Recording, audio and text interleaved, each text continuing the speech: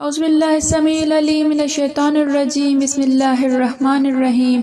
رب اشرح لی صدری ویسر لی امری واحلل عقدۃ من لسانی یفقہوا قولی رب یسر ولا تعسر وتمم بالخیر رب زدنی علما۔ السلام علیکم ورحمۃ اللہ وبرکاتہ۔ الحمدللہ ہم سورہ بقرہ کا ترجمہ و تفسیر کر رہے ہیں۔ ہم آیت نمبر 25 تک پہنچے ہیں۔ کل جو ہے وہ اس کا تھوڑا سا ترجمہ میں نے کیا تھا، آج پھر سے دوبارہ سے دیکھیے اس کو، انشاءاللہ ہم تفسیر و ترجمہ کرتے ہوئے چلتے ہیں۔ اعوذ باللہ من الشیطان الرجیم وبشر الذین وبشر اور بشر خوشخبری سنا دو، بشارت سے ہے یہ، خوشخبری دو الذین ان لوگوں کو جو آمنو ایمان لے کر آئے، اور خوشخبری دو ان لوگوں کو جو ایمان لے کر آئے ہیں، وَعَمِلُوا اور عمل کیے، انہوں نے عمل کیے، صالحات صالح نیک، انہوں نے نیک عمل کیے، ان جہاں جہاں بھی آئے گا اس کا معنی ہوگا کہ لہم کے لیے، ہم ان کے لیے جناتن، جنت کی جمع ہے یہ، جناتن باغ، جنت کہتے ہیں باغ کو، باغ ٹھیک ہے، جنات باغات، تجری بہتی ہیں، جاری ہیں، من سے تحت نیچے، ان کے نیچے سے، الانہار نہر کی جمع ہے انہار، نہریں، کلما جب بھی، رزقو کھانے کو دیا جائے گا، یہ مجہول کا صیغہ ہے، من سے، اس سے، من سے، ثمرتن ثمر کہتے ہیں پھل کو، کوئی پھل، اس میں سے کوئی پھل، رزقن کھانے کے لیے، رزق کے طور پر، قالو وہ کہیں گے، جنتی کہیں گے، ھذا یہ، الذی وہ ہے جو، رزقنا ہمیں دیا گیا تھا، رزق دیا گیا تھا، نہ ہمیں دیا گیا تھا، ہمیں کھانے کو دیا گیا تھا، رزق چونکہ کھانے کے معنی میں آتا ہے، من سے، قبل پہلے، و اور، اتو انہیں دیا، یہ اس میں حال کے معنی میں آئے گا، و حالیہ ہے یہ، واو حالیہ ٹھیک ہے، واو چونکہ میں نے آپ کو بتایا تھا کہ یہ حروف جو ہیں وہ کئی معنوں میں آتے ہیں، تو یہاں پر واو کا اور معنی نہیں کریں گے، حالانکہ کریں گے، حال یہ ہے کہ ٹھیک ہے، یہ واو حالیہ ہے،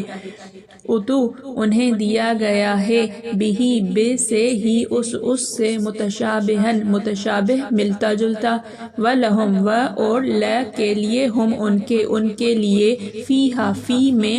اس میں، ازواجن بیویاں ہیں، مطہرتن پاکیزہ، دیکھیں مطہرہ، ہا کے اوپر تشدید ہے، اس تشدید کا مطلب ہے کہ زیادہ پاک، ٹھیک ہے، اس تشدید والی بات کو جو ہے وہ یاد رکھیے گا، آگے ہم جو مسائل پڑھیں گے اس میں یہ چیز کام آئے گی، وہم اور ہم وہ، فی میں، اس میں، خالدون ہمیشہ رہیں گے، اس میں ہمیشہ رہیں گے، کہاں پر؟ جنت میں۔ بالمحاورہ ترجمہ دیکھیے، اور جو لوگ ایمان لائے اور نیک عمل کرتے رہے، ان کو خوشخبری سنا دو کہ ان کے لیے نعمت کے باغ ہیں، جن کے نیچے نہریں بہہ رہی ہیں، جب انہیں ان میں سے کسی قسم کا میوہ کھانے کو دیا جائے گا تو کہیں گے یہ تو وہی ہے جو ہم کو پہلے دیا گیا تھا، اور ان کو ایک دوسرے کے ہم شکل میوے دیے جائیں گے، ملتے جلتے ایک جیسے، اور وہاں ان کے لیے پاک بیویاں ہوں گی، اور وہ بہشتوں میں ہمیشہ رہیں گے۔ اب تفسیر دیکھیے، چونکہ پہلے کافروں اور دشمنان دین کی سزا، عذاب اور رسوائی کا ذکر ہوا تھا، اس لیے یہاں ایمانداروں اور نیک صالح لوگوں کی جزا و ثواب اور سرخروی کا بیان کیا گیا ہے۔ قرآن کے مثانی ہونے کے ایک معنی یہ بھی ہیں، جو صحیح تر قول بھی ہے، کہ اس میں ہر مضمون تقابلی جائزے کے ساتھ ہوا ہے، تقابلی مطلب مقابلہ، ٹھیک ہے، اس کا مفصل بیان بھی کسی مناسب جگہ آئے گا، آگے ہم جو ہے وہ انشاءاللہ تفصیلاً بیان کریں گے۔ مطلب یہ ہے کہ ایمان کے ساتھ ہی کفر کا، کفر کے ساتھ ایمان کا، نیکوں کے ساتھ بدوں کا، اور بدوں کے ساتھ نیکوں کا ذکر ضرور آتا ہے۔ جس چیز کا بیان ہوتا ہے اس کے مقابلے کی چیز کا بھی ذکر کر دیا جاتا ہے، چاہے معنی میں متشابہ ہوں یعنی ملتے جلتے ہوں۔ یہ دونوں لفظ قرآن کے اوصاف میں وارد ہوئے ہیں، اسے مثانی بھی کہا گیا ہے اور متشابہ بھی فرمایا گیا ہے۔ جنتوں میں نہریں بہنا، اس کے درختوں اور بالا خانوں کے نیچے بہنا ہے۔ جنتوں میں نہریں کس طرح سے بہیں گی؟ نہریں اس طرح سے نہیں، کھڈے نہیں ہوں گے، بلکہ درختوں کے نیچے بہیں گی۔ بالا خانے جو اوپر گھر بنے ہوئے ہوتے ہیں اس کو کہتے ہیں، اونچائی کی طرف گھر بنے ہوئے ہوتے ہیں، کمرے بنے ہوئے ہوتے ہیں، اس طرح ان کے نیچے نہریں بہ رہی ہوں گی۔ حدیث شریف میں ہے کہ نہریں بہتی ہیں لیکن گڑھا نہیں ہے، اور حدیث میں ہے کہ نہر کوثر کے دونوں کنارے سچے موتیوں کے کبے ہیں، اس کی مٹی مشک خالص ہے اور اس کی کنکریاں لؤلؤ اور جواہر ہیں۔ اللہ تعالیٰ اپنے فضل و کرم سے ہمیں بھی یہ نعمتیں عطا فرمائے، آمین۔ وہ احسان کرنے والا بڑا رحیم ہے۔ حدیث میں ہے جنت کی نہریں مشکی پہاڑوں کے نیچے سے جاری ہوتی ہیں۔ مشکی پہاڑ مطلب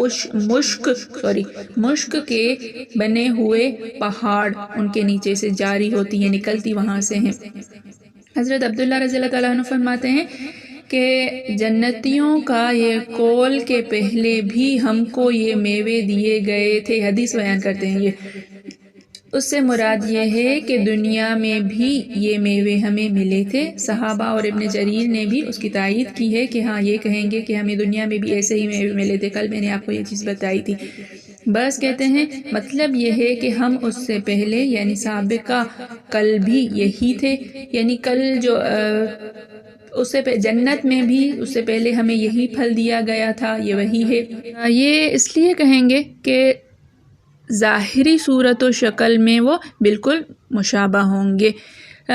یحییٰ بن کثیر فرماتے ہیں کہ ایک پیالہ آئے گا، کھائیں گے، پھر دوسرا آئے گا تو کہیں گے یہ تو ابھی کھایا ہے، فرشتے کہیں گے کھائیے تو، اگرچہ صورت و شکل میں یکساں ہے، ایک جیسا ہے، لیکن مزہ اور ہی ہے۔ فرماتے ہیں جنت کی گھاس زعفران ہے، اس کے ٹیلے مشک کے ہیں، چھوٹے چھوٹے خوبصورت غلمان مطلب غلام، چھوٹے چھوٹے لڑکے ادھر ادھر سے میوے لا لا کر پیش کر رہے ہیں، وہ کھا رہے ہیں، وہ پھر پیش کرتے ہیں تو یہ کہتے ہیں اسے تو ابھی کھایا ہے، وہ جواب دیتے ہیں حضرت رنگ و روپ ایک ہے لیکن ذائقہ اور ہی ہے، چکھ کر دیکھیے، کھاتے تو ہیں اور ہی لطف پاتے ہیں۔ یہی معنی ہے کہ ہم شکل لائے جائیں گے۔ ہم شکل کا جو ہے وہ مطلب آپ لوگوں کو سمجھ میں آ گیا ہوگا کہ کس طرح سے دنیا کے میووں سے بھی اور نام و شکل اور صورت میں بھی ملتے جلتے ہوں گے، لیکن مزہ کچھ دوسرا ہی ہوگا۔ حضرت ابن عباس کا قول ہے کہ صرف نام میں مشابہت ہے، ورنہ کہاں یہاں کی چیز اور کہاں جنت کی،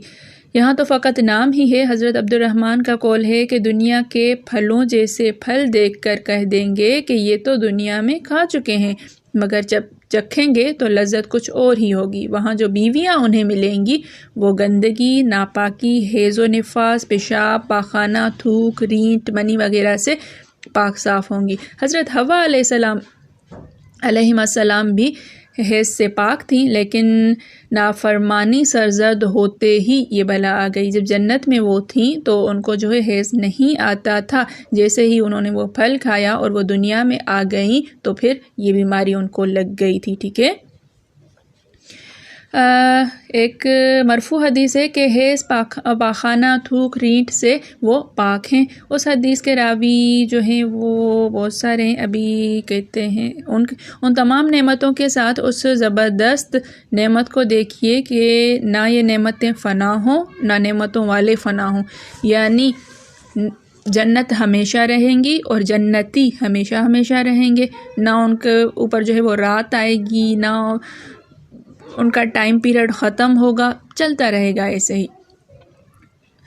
یہ نعمتوں سے الگ نہیں کیے جائیں گے، نہ موت ہے، نہ خاتمہ ہے، نہ آخر ہے، نہ ٹوٹنا ہے اور نہ کم ہونا ہے۔ اللہ رب العالمین جواد و کریم بر و رحیم سے التجا ہے کہ وہ مالک ہمیں بھی اہل جنت کے زمرے میں شامل کرے اور انہی کے ساتھ ہمارا حشر کرے، آمین ثم آمین۔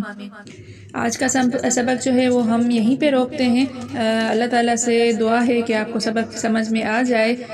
میرے سمجھانے میں، پڑھانے میں کوئی غلطی، خطا، بھول چوک ہو گئی ہو تو میں اللہ کے حضور میں توبہ کرتی ہوں اور معافی کی خواستگار ہوں۔ اللہ تعالیٰ ہم سب کا حامی و ناصر ہو۔ السلام علیکم ورحمۃ اللہ۔